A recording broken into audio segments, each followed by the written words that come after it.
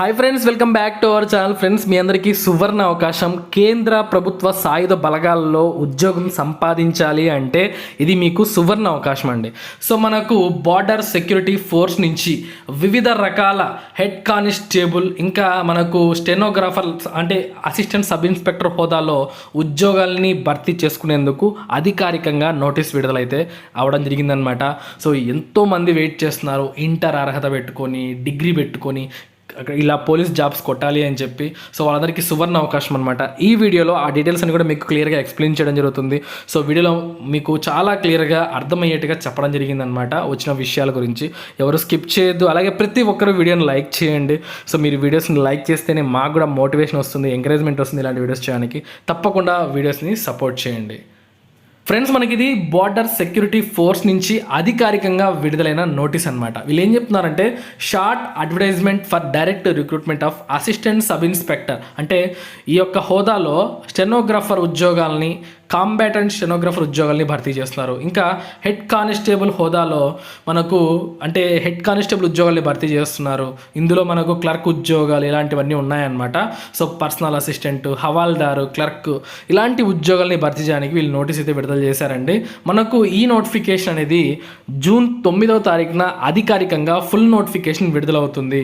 Last date వచ్చేసరికి మనకు July 8 వరకు అయితే టైం ఇచ్చారండి. ఎవరైనా ఈ యొక్క ఉద్యోగాల కోసం ఎదురు చూస్తూ ఉంటే మాత్రం 2 రాష్ట్రాల వాళ్ళు అస్సలు మిస్ చేయొద్దు. మన ఛానల్లో మీకు రాగానే ఫుల్ నోటిఫికేషన్ వీడియో పెట్టడం జరుగుతుంది. ఇక్కడ ఇచ్చిన వివరాలు ఏంటి అంటే, ఎన్ని పోస్టులు ఉన్నాయి ఏంటి అనేది క్లియర్గా చెప్పడం జరిగింది అండి. చూడండి, అసిస్టెంట్ సబ్ ఇన్స్పెక్టర్ అంటే మనకు స్టెనోగ్రాఫర్ ఉద్యోగాల్ని, ఇంకా వారెంట్ ఆఫీసర్ అంటే పర్సనల్ అసిస్టెంట్ ఉద్యోగాల్ని మనకి ఇక్కడ చూడండి వివిధ సాయుధ బలగాల్లో ఎన్ని ఉద్యోగాలు ఉన్నాయంటే, సిఆర్పిఎఫ్లో మగవాళ్ళకు ఆడవాళ్ళకి ఇద్దరికి కలిపి 21 పోస్టులు ఉన్నాయి. బిఎస్ఎఫ్లో 17 పోస్టులు ఉన్నాయి. ఐటీబీపీలో 56 పోస్టులు ఉన్నాయి. సిఐఎస్ఎఫ్లో 146 పోస్టులు ఉన్నాయి. ఎస్ఎస్బిలో 3 ఉద్యోగాలను అయితే భర్తీ చేస్తున్నారండి. ఇక ఆ తర్వాత హెడ్ కానిస్టేబుల్ అండ్ హవాల్దార్ అంటే క్లర్క్ ఉద్యోగాల్ని, కానిస్టేబుల్ ఉద్యోగాల్ని మనకు భర్తీ చేసే ఉద్యోగాలు ఎన్ని అని చెప్పి చూసుకుంటే, సిఆర్పిఎఫ్లో ఇద్దరికీ కలిపి అంటే ఆడవాళ్లకు మగవాళ్లకు కలిపి 282 ఉద్యోగాల్ని భర్తీ చేస్తున్నారు. బిఎస్ఎఫ్లో 302 పోస్టులను అయితే భర్తీ చేస్తున్నారు. ఐటీబీపీలో 163 ఉద్యోగాల్ని భర్తీ చేస్తున్నారు. సిఐఎస్ఎఫ్లో 496 ఉద్యోగాల్ని భర్తీ చేస్తున్నారు.